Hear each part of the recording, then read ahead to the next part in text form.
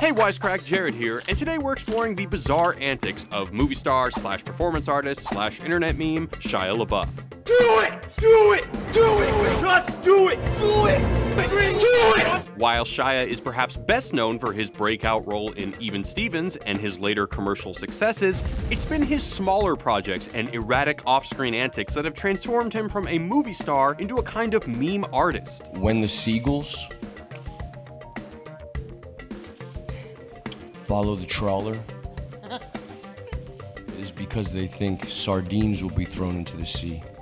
Thank you very much. Growing up is hard, especially for child actors, and Shia is no exception. His life of fame seems to have left him with very few boundaries and an almost masochistic love of self-mockery. When musician Rob Cantor wanted to shoot a music video for his song about a rampaging cannibal known as Shia LaBeouf, Shia was not only willing to participate, but suggested he reenact the clapping scene from Citizen Kane. Why does Shia have his own entry on KnowYourMeme.com? Is he just another actor like William Shatner or Chuck Norris who's willing to cash in on his fame through self-parody? Or is something else going on here? I went through like an existential crisis, which turned into some kind of like exploration, really. Welcome to this Wisecrack Edition on the Philosophy of Shia LaBeouf. For nearly a decade, Shia LaBeouf has bounced from one tabloid scandal to another. Back in 2007, he was arrested in a Chicago Walgreens on his 21st birthday. I got pretty wasted in Chicago and wound up celebrating in Walgreens. In 2011, he was recorded getting in a fight outside a bar in Vancouver, but wasn't arrested.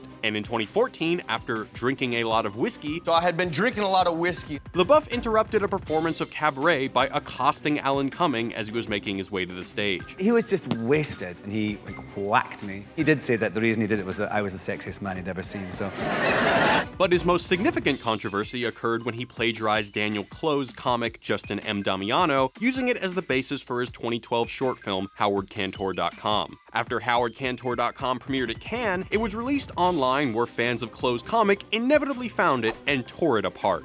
Exposed, LaBeouf needed an excuse to explain himself. First, he tried to explain the plagiarism as an act of postmodern reappropriation, claiming that he was undermining the idea of originality and authorship. I was looking to, take his shit off of my shoulders, So I found this discourse and sort of ran with that. But that didn't really work out, so he tried to apologize, but that didn't cut it either. At this point, Shia turned to an obscure art movement called metamodernism for help. Postmodernism, metamodernism, what the hell's the difference? Let me explain. An easy way to grasp the difference between postmodernism and metamodernism is to think about Hollywood movies. An example of a postmodern movie would be Ryan Reynolds' Deadpool, a film we've talked about before. I'm touching myself tonight. A traditional superhero like Spider-Man believes in big ideas like justice, responsibility, and truth with an absolute sincerity. With great power comes great responsibility. Deadpool says fuck all that. Be a hero the way we... There are no big ideas worth believing in. For the merc with a mouth, the idea of truth and sincerity is just a movie cliche to be lampooned as he massacres bad guys for strictly personal reasons. Okay, guys, let's get out there and make a difference. What about metamodernism? What the hell does that mean? If traditional Hollywood heroes embody sincere values, while postmodern heroes wholly reject such ideas, then metamodernist ones fall somewhere in between, a kind of sincerity that is communicated through an insincere distancing.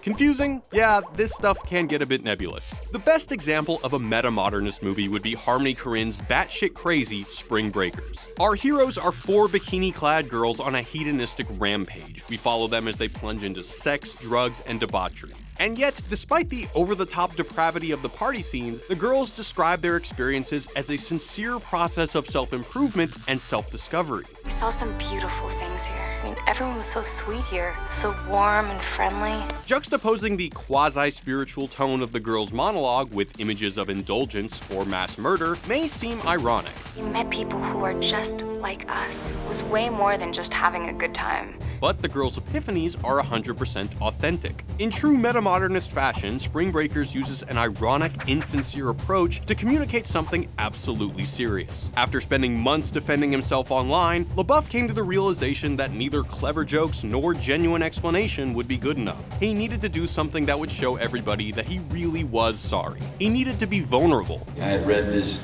metamodern manifesto, which really touched me. So LaBeouf created his first metamodernist artwork entitled #I Am Sorry, a performance art installation in LA where he invited the public to join him in his sorrow. Audience members were to enter the mostly empty gallery, pick out a prop, like an Indiana Jones whip, a bottle of Jack Daniels, a transformer, and then sit across from LaBeouf, who was wearing that infamous paper bag over his head. He wanted to show contrition, but like Spring Breakers, he delivered the apology so that the audience would hold it at a distance, making it not entirely sincere, but not entirely insincere. It's all the distance and irony of postmodernism with all the sincerity of a classic narrative. Most didn't understand what they were seeing or what it meant.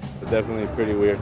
But encountering an apologizing, sometimes crying Shia LaBeouf in an LA art gallery, encountering a scene that was both sincere and ironic at the same time, gave them a decidedly metamodernist experience. He was emotionally pouring out the whole time. And even if they didn't understand it, they felt it. And everyone thinks he's so crazy, but it seemed like the least crazy thing I've seen him do in a while. The spectacle of Shia didn't end with an apology. Instead, the hashtags and stunts kept coming. And in each case, the performances were both ironic and sincere at the same time. His Meditation for Narcissists, an hour-long session wherein LaBeouf jumped rope in front of a mirror, was both self-mocking and truly meditative. His work entitled #Interview was both a simple-minded stunt and an hour-long exploration of uncomfortable intimacy. His work #Touch My Soul was both ironic and sincere. Hi, you've reached LaBeouf, Runco, and Turner. Can you touch my soul? And perhaps his most memeable work, #Introductions, was meant to be a shallow viral sensation while simultaneously communicating true feelings. Nothing is impossible. #Introductions wasn't originally meant to be an absurd version of a motivational speech. Do it! But rather was a collaborative film project created with the help of 36 film students. Shia and his collaborators asked the students to submit short monologues for LaBeouf to read while standing in front of a green screen. Each monologue had to evoke a feeling, any feeling. The students' work was naive and even sentimental, yet LaBeouf's performance in front of the green screen was coldly calculated. Every time I see a man on a motorbike, I think it's my dad. The work was both a viral PR stunt and entirely heartfelt. And that's what metamodernism is. It's a mix of shallow self-promotion and intimacy. It's a process where the bland and the commercial is made uncomfortable and even dangerous. A metamodernist moment is when what is designed to numb you turns around, breaks, and makes you feel something.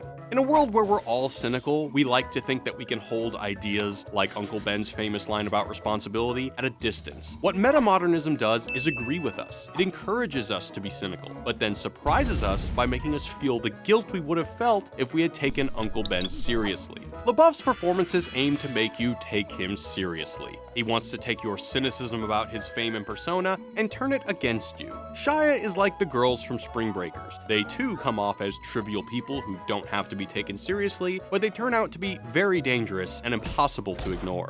So what do you think? Is Shia LaBeouf a bold new voice taking performance art to the next level? Or is he just a bored celebrity pulling pranks on us all? Let us know what you think in the comments. I know I can't single-handedly save the world, but I'd like to try. Hey guys, thanks for watching. Remember, we're working on more videos like this one, so to find out when they're released, smack Alan Cummings' sexy self to visit our channel page and subscribe. Just do it! And if you find the stuff we make interesting and insightful, you're going to love another channel called The Nerd Writer. Our buddy Evan over there produces beautiful, eye-opening video essays all about understanding art, movies, culture, and so much more.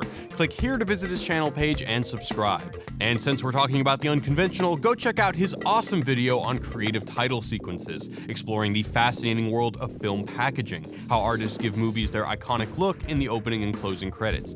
It's pretty awesome. All right, I gotta go work on the next Wisecrack Edition, which may or may not feature a little bit more Rick and Morty.